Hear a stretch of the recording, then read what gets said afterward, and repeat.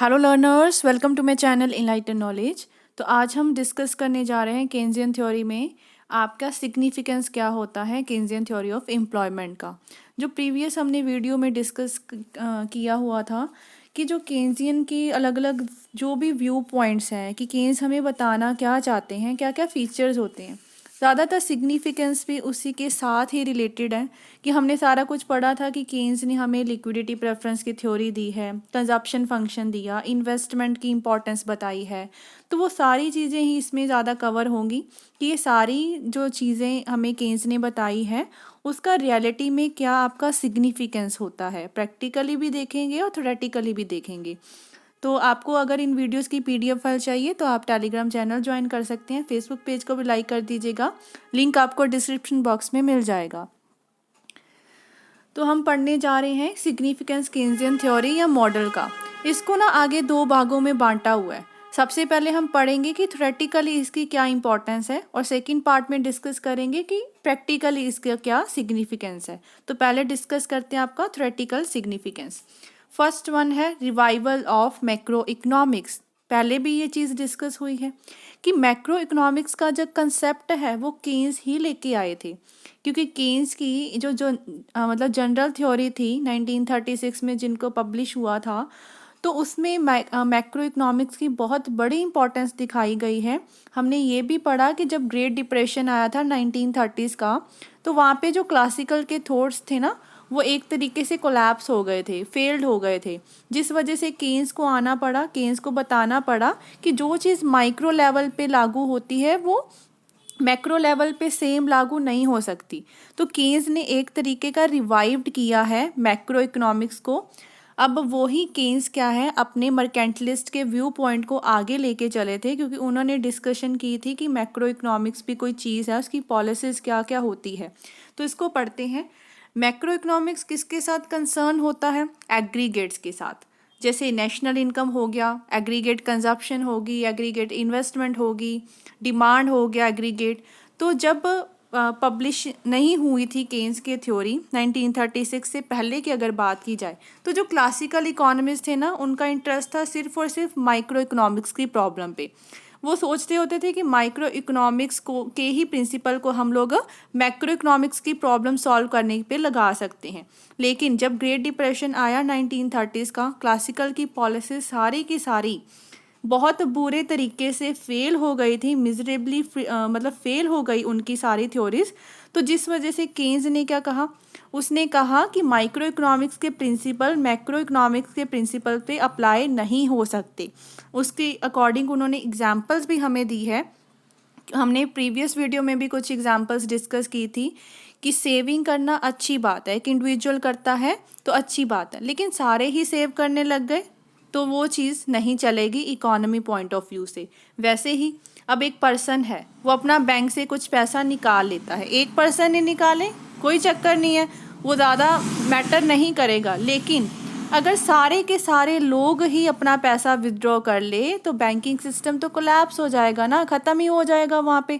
तो केन्स ने क्या कहा कि लॉजिकल कंसेप्ट होते हैं मैक्रो इकोनॉमिक्स के, जो कि आपके माइक्रो इकोनॉमिक्स के कंसेप्ट मैक्रो पे लागू नहीं हो सकते हैं। केन्स ने आपको क्लैरिफाई किया है कि micro problems that it will not be logical to apply the principle mean for the micro problem. कि माइक्रो पे लागू होने वाले प्रिंसिपल्स उस पे ही लागू होंगे, वो मैक्रो पे लागू नहीं हो सकते हैं। अब सेकंड चीज़ की बात करते हैं, that is under employment equilibrium. Keynes ने आपको बताया है ज़रूरी नहीं कि इक्विलिब्रियम पॉइंट फुल एम्प्लॉयमेंट पर ही मिले। इक्विलिब्रियम पॉइंट आपको उससे पहले भी मिल सकता है, उसके पीछे सिचुएशन क्या होनी चाहिए। तो according to this concept peace time के पीरियड में क्या होता है, हमें इक्विलिब्रियम पॉसिबल है जब फुल एम्प्लॉयमेंट तक अभी आप पहुंचे ही नहीं हो। Less than full employment situation पे भी पॉसिबल है। इक्विलिब्रियम होता क्या है, एक ऐसी सिचुएशन जहाँ पे एक्स एंटे सेविंग आपकी एक्स एंटे इन्वेस्टमेंट के इक्वल हो जाए, मतलब डिजायर्ड सेविंग जिसे हम प्लान्ड सेविंग कहते हैं वो आपकी प्लान्ड इन्वेस्टमेंट के बराबर हो जाए, वहाँ पे हमें इक्विलिब्रियम पॉइंट मिल जाता है। केन्स से पहले क्लासिकल क्या कहते थे कि वो हमेशा एक अजम्पशन लेके चलते थे कि इकोनॉमी में फुल एम्प्लॉयमेंट सिचुएशन पाई जाएगी, वहीं पर इक्विलिब्रियम पॉइंट होगा कि equilibrium was possible only under conditions of full employment. Contrary में देखा जाए तो केन्स के according equilibrium could be possible, कि इक्विलिब्रियम पाया जा सकता है लेस देन फुल एम्प्लॉयमेंट की सिचुएशन पर भी। तो ये चीज़ बस ध्यान में रखनी है। लॉर्ड केन्स ने आगे एनालाइज किया क्या क्या फैक्टर्स रिस्पॉन्सिबल हैं कि हमें लेस फुल एम्प्लॉयमेंट में इक्विलिब्रियम मिल सकती है, और उन्होंने सुजेस्ट किया कि how by removing those factor full employment could be restored, कि सारे जो वो ऐसे फैक्टर्स हैं उनको रिमूव करके हम फुल एम्प्लॉयमेंट लेवल तक धीरे धीरे पहुंच सकते हैं। तो केन्स ने उसको भी एक तरीके से सुजेशन दी है।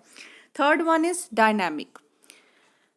तो डायनामिक मतलब चेंजेस आते रहना इकोनॉमी में। तो केन्स ने स्ट्राइव किया to invest economic analysis with the dynamic form. उसका जो थॉट था, उसका थॉट क्या था, एक्सपेक्टेशन से रिगार्डिंग। तो वो एक डायनामिक चीज़ ही है कि किसी ने फ्यूचर के बारे में कुछ सोचना, एक्सपेक्ट करना, तो एक डायनामिक चीज़ है। On the major contribution of Keynesian theory is expectations. Many of his fundamental concept जैसे इन्वेस्टमेंट मल्टीप्लायर हो गया, वो सारी की सारी एक्सपेक्टेशंस पर ही निर्भर करती है। एक्सपेक्टेशंस का मतलब क्या होता है कि फ्यूचर में हमें कितनी प्रॉफिटेबिलिटी होगी, expected profitability. For instance we know investment is gone by, अब हमें ये पता है कि इन्वेस्टमेंट को गोन कौन करता है, एमईसी। एमईसी को गोन कौन करता है, फ्यूचर एक्सपेक्टेशन। एमईसी क्या होता था, marginal efficiency of a capital, और profit expected in the future. Similarly liquidity preference किस पे डिपेंड करती है, ये भी फ्यूचर एक्सपेक्टेशंस पे ही डिपेंड करती है। तो कितनी आप वेल्थ लिक्विड फॉर्म में रखने वाले हो, ये किस पे डिपेंड करती है, रेट ऑफ इंटरेस्ट पे। तो सारा कुछ मतलब फ्यूचर पे डिपेंडेंट है, डायनेमिक चीज़ें हैं। तो केन्स ने हमें इसकी भी इम्पोर्टेंस बताई है कि सब कुछ एक्सपेक्टेशंस पे निर्भर करता है। तो ये चीज़ क्या है, डायनेमिक है, चेंजेस आती रहती है इकोनॉमी में। तो इस तरीके से हमें इस चीज़ को पढ़ना चाहिए। Fourth one is role of the liquidity preference. Keynes ने अपनी जनरल थ्योरी में बहुत इंपॉर्टेंस दी है लिक्विडिटी प्रेफरेंस को। उनके अकॉर्डिंग क्या होता था कि money held for speculative motive is the function of rate of interest. जो मनी आपने स्पेक्यूलेटिव मोटिव के लिए रखी है, ऐसे देते होते ना, speculative motive is a function of rate of interest. ये किस पे निर्भर करती होती थी, रेट ऑफ इंटरेस्ट पे। जितनी लिक्विडिटी प्रेफरेंस ज़्यादा होती थी उतना रेट ऑफ इंटरेस्ट भी ज़्यादा होता था। लिक्विडिटी प्रेफरेंस क्या होता था, डिमांड फॉर द मनी। और अगर रेट ऑफ इंटरेस्ट ज़्यादा होगा तो इन्वेस्टमेंट क्या होगी, कम हो जाएगी। इन्वेस्टमेंट कम होगी तो इकोनॉमी में क्या आ जाएगी, बेरोज़गारी, अनएम्प्लॉयमेंट आएगी ना। तो इकोनॉमिस्ट जो केन्स से पहले वाले थे वो बताते थे कि इंटरेस्ट किसका रिवॉर्ड होता है, सेविंग करने का, कि हमने पैसा सेव करके रखा, उसके अकॉर्डिंग हमें क्या है, इंटरेस्ट वगैरह मिलता है। लेकिन केन्स क्या कहता, नहीं, पार्ट भी तो करो लिक्विडिटी के साथ, कि उसको आगे किसी फॉर्म में लेके तो जाओ। तो लिक्विडिटी के साथ अगर हम पार्ट अप करते हैं, उसके पीछे जो रिवॉर्ड मिलता है उसको हम लोग इंटरेस्ट का नाम देते हैं। तो ये कंसेप्ट धीरे धीरे अपने केन्स ने क्या है, ये सारा कंसेप्ट लेके चला, और एम्प्लॉयमेंट की थ्योरी भी इससे ही इन्फ्लुएंस्ड होती थी। नेक्स्ट वन है आपका न्यू कंसेप्ट भी केन्स लेके आया। केन्स ने कंट्रीब्यूट किया, नए थ्योरेटिकल कंसेप्ट दिए इकोनॉमिक्स को। जैसे एक इफेक्टिव टूल उन्होंने क्या क्या दिया राजे, propensity to consume, multiplier, propensity to save हो गया, इन्वेस्टमेंट फंक्शन, एमईसी हो गया। तो केन्स ने बहुत इंपॉर्टेंस दी है इन्वेस्टमेंट को भी, क्योंकि इन्वेस्टमेंट ज़रूरी है, क्योंकि मल्टीप्लायर का कंसेप्ट इन्वेस्टमेंट पे ही बिल्ड अप किया जाता है। वैसे ही एमईसी किस पे लाइट थ्रो करती है कि हमारे जो प्रॉफिट्स है वो कम क्यों हो रहे हैं, प्रॉब्लम उसकी क्या होती है। तो ये सारा कुछ आपके नए नए जो कंसेप्ट है वो केन्स ने ही दे रखे हैं। Sixth one is x एंटे investment and x एंटे saving की इनइक्वालिटी। अनदर सिग्निफिकेंट कॉन्ट्रीब्यूशन क्या है केन्सियन थ्योरी का, कि ये ज़रूरी नहीं कि x एंटे investment and x एंटे saving आपकी इक्वल हो। प्रीवियस वीडियो में भी डिस्कस कर रखा है, ज़रूरी नहीं ये दोनों चीज़ें इक्वल होनी चाहिए। एक्स एंटे सेविंग आपकी किस पे डिपेंड करती है, इनकम पे, मतलब सेविंग किसका फंक्शन है, इनकम का। एक्स एंटे इन्वेस्टमेंट किस पे डिपेंड करती है, रेट ऑफ इंटरेस्ट पे और एमईसी पे, मतलब दोनों की डिपेंडेंसी अलग अलग है। बिसाइड्स सेविंग और इन्वेस्टमेंट क्या है, अलग अलग लोग करते हैं, ये नहीं कि सिंगल पर्सन कर रहा है। तो केन्स के अकॉर्डिंग जब एक्स एंटे इन्वेस्टमेंट ज़्यादा हो जाती है सेविंग से, तो क्या आती है, there is tendency to employment to increase. Investment ज़्यादा है ना राजे सेविंग से। इन्वेस्टमेंट का मतलब क्या, नई नई चीज़ें का बनना, ठीक है, ट्रांसपोर्ट पे खर्चा करना, इंफ्रास्ट्रक्चर पे, वहाँ पे एम्प्लॉयमेंट आपकी अपने आप ही जनरेट होगी, बढ़ेगी। ऑन कंट्रेरी, अगर सेविंग ज़्यादा हो जाती है इन्वेस्टमेंट से, फिर क्या होता है, एम्प्लॉयमेंट आपकी कम होना शुरू हो जाती है। केन्स ने सेज के लॉ को भी रिफ्यूट किया, उसको भी क्रिटिसाइज किया है, क्योंकि सेज मान के चलता था एक्सेंटे सेविंग एंड एक्सेंटे मतलब इन्वेस्टमेंट को एक अलग तरीके से देखा था उसने। केन्स का जो सेज का जो लॉ था आपका, वो हमें ये बताता था कि जहाँ पे एग्रीगेट डिमांड एग्रीगेट सप्लाई के बराबर हो जाएगी, वहाँ पे हमें इक्विलिब्रियम पॉइंट मिल जाएगा। लेकिन केन्स ने प्रूव किया कि अगर एक्सेंटे इन्वेस्टमेंट में फॉल डाउन होता है तो एग्रीगेट डिमांड आपकी एग्रीगेट सप्लाई से कम हो सकती है, ज़रूरी नहीं कि वो हमेशा क्या है, इक्वल ही रहेगी। नेक्स्ट पॉइंट है आपका basis of fluctuations in the employment. Another significant theoretical contribution Keynesian theory का ये है कि उन्होंने हमें मल्टीप्लायर दिया है। मल्टीप्लायर से ये क्लियर हो जाता है कि कितनी आपके इनकम का लेवल है, कितनी एम्प्लॉयमेंट जनरेशन होगी, वो किस तरीके से चेंज हो रही है जैसे जैसे इन्वेस्टमेंट में चेंजेस आ रही हैं। कितना भी छोटा राइज या फॉल होगा इन्वेस्टमेंट में, उससे कहीं गुना राइज या फॉल होगा आपकी इनकम में। मल्टीप्लायर का कंसेप्ट हमें यही बताता था। इन्वेस्टमेंट अगर बढ़ती है तो बहुत कई गुना इंक्रीज आएगी आपकी इनकम में, इन्वेस्टमेंट कम होती है तो कई गुना डिक्रीज होगी आपकी इनकम में। फिर है साइकोलॉजिकल लॉ ऑफ कंजप्शन, पूरा चैप्टर पढ़ रखा है। साइकोलॉजिकल लॉ ऑफ कंजप्शन बताता क्या था हमें, कि कंजप्शन बढ़ती है जैसे जैसे हमारी इनकम बढ़ती है, लेकिन कंजप्शन उस प्रोपोर्शन से नहीं बढ़ती जिस तरीके से हमारी इनकम बढ़ती है। इसी लॉ को देखते हुए केन्स ने क्या है, सेज के लॉ को रिजेक्ट कर दिया था, क्योंकि सेज का लॉ तो इक्विलिब्रियम पॉइंट बताता था ना, जहाँ पे एग्रीगेट डिमांड इक्वल हो जाए एग्रीगेट सप्लाई के, एंड मेंटेन्ड कि एग्रीगेट डिमांड हमारी एग्रीगेट सप्लाई से कम हो सकती है, इसलिए इकोनॉमी में बेरोजगारी भी आ सकती है और ओवर प्रोडक्शन भी हो सकती है, क्योंकि एक्सेस आपकी डिमांड हो सकती है आपकी इकोनॉमी में, ठीक है। नेक्स्ट है राजी प्रैक्टिकल सिग्निफिकेंस।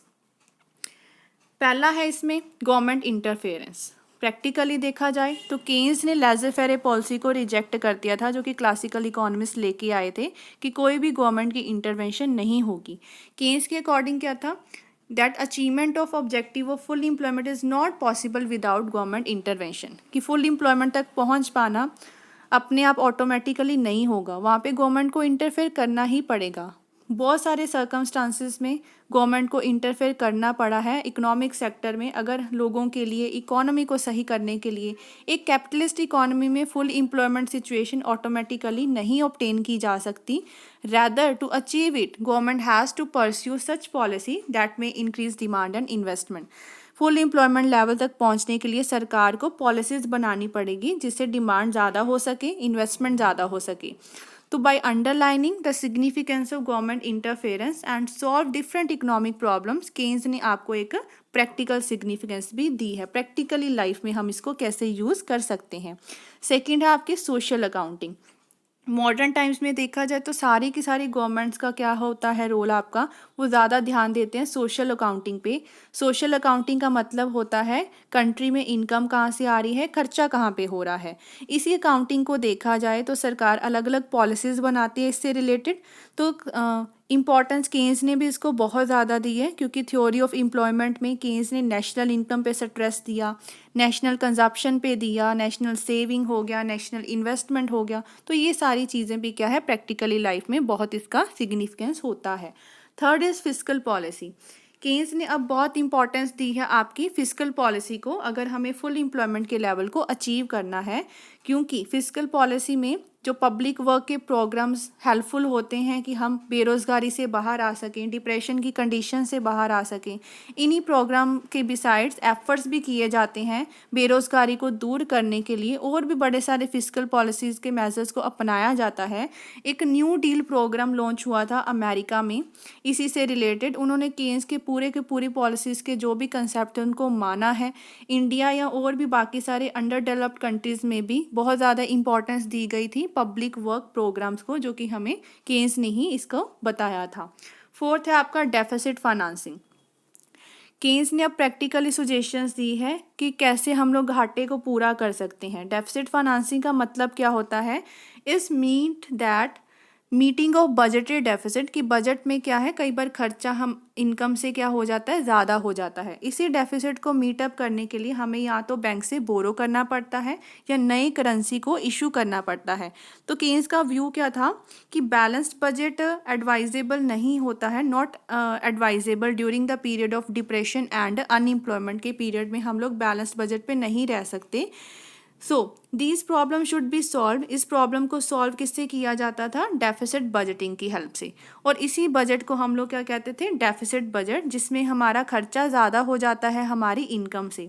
तो सरकार इस चीज़ को पूरा करने के लिए कई सारे वेज अपनाती है, जैसे बैंक से बोरो कर लेना, नई करेंसी को इशू कर लेना, जिस चीज़ को हम लोग एज अ रिजल्ट क्या होता है कि डेफिसिट फाइनेंसिंग हो जाती है इकोनॉमी में। डिमांड बढ़ जाती है, डिमांड बढ़ेगी, आउटपुट बढ़ेगी, लोगों को रोज़गार मिलेगा। तो डेफिसिट को, लेकिन डेफिसिट फाइनेंसिंग इतनी ज़्यादा नहीं होनी चाहिए, मतलब इतने ज़्यादा नोट नहीं आप लोग इशू करवा सकते। जितना अब लोगों के हाथ में पैसा ज़्यादा आएगा ना, फिर इन्फ्लेशन आ जाएगी इकोनॉमी में, प्राइसेस बढ़ने शुरू हो जाएंगे। तो डेफिसिट फाइनेंसिंग को एक सेफ लिमिट्स के अंदर ही रखना है आपको, ताकि ये नुकसान ना कर सके इकोनॉमी को। फिर है आपका सिग्निफिकेंस ऑफ इन्वेस्टमेंट। ये हमने देखा ही है कि मल्टीप्लायर का कंसेप्ट है, जैसे वो इन्वेस्टमेंट से ही रिलेट करता था ना। फुल एम्प्लॉयमेंट की सिचुएशन को पूरा करने के लिए केन्स ने आपको बताया कि इन्वेस्टमेंट का बहुत ज़्यादा रोल होता है इकोनॉमी में। उनके अकॉर्डिंग शॉर्ट रन में क्या होता था, हमारा कंजप्शन एक्सपेंडिचर स्टेबल रहता था। अगर हमने डिमांड को बढ़ाना है तो हमें इन्वेस्टमेंट को बढ़ाना पड़ेगा।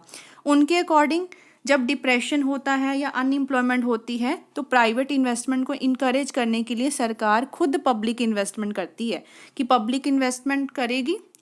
और इसी चीज़ को हम क्या बोलते थे, पम्प प्राइमिंग, कि सरकार खुद से इन्वेस्टमेंट करना शुरू कर देती है, उसको देखते देखते प्राइवेट इन्वेस्टर्स भी आके इन्वेस्ट करना स्टार्ट कर देते, मतलब इनकरेज किया जाता है उनको भी। फिर है full employment. Keynesian economic approach की वजह से ही फुल एम्प्लॉयमेंट एक बड़ा इंपॉर्टेंट बन गया सारी की सारी कंट्रीज़ में। भले वो इकोनॉमीज प्लान्ड है, भले अनप्लान्ड है, लेकिन उनका सभी का ऑब्जेक्टिव क्या रहता है, फुल एम्प्लॉयमेंट की सिचुएशन। तो केन्स के डॉक्ट्राइन ने ये प्रूव करके दिखाया है कि एम्प्लॉयमेंट को आपको क्या है, ज़्यादा जनरेशन देनी पड़ेगी, ज़्यादा बढ़ाना पड़ेगा, जिससे हमारी इफ़ेक्टिव डिमांड भी बढ़ जाएगी। तो ये सारा सिग्निफिकेंस था आपकी केन्जियन थ्योरी ऑफ एम्प्लॉयमेंट का। नेक्स्ट वीडियो में डिस्कस करेंगे इसके क्रिटिसिज्म को, क्योंकि अभी तक हमने देखा है रोल क्या है, फीचर्स क्या है केन्जियन थ्योरी के, इम्पॉर्टेंस क्या है, उसके क्रिटिसिज्म भी फिर पढ़ लेंगे। वीडियो हेल्पफुल लगी हो, चैनल को ज़रूर सब्सक्राइब कीजिए, like share and comment and press the bell icon, ताकि हर वीडियो की नोटिफिकेशन आपको टाइम टू टाइम मिलती रहे। Thank you.